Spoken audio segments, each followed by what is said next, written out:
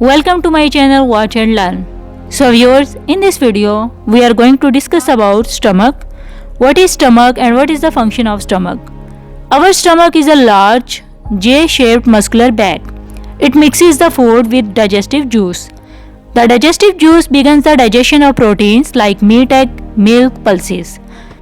The food spends about 4 hours in the stomach. The digestive juice in the stomach also contains an acid. The acid kills the germs present in our food. It also helps in the digestion of proteins.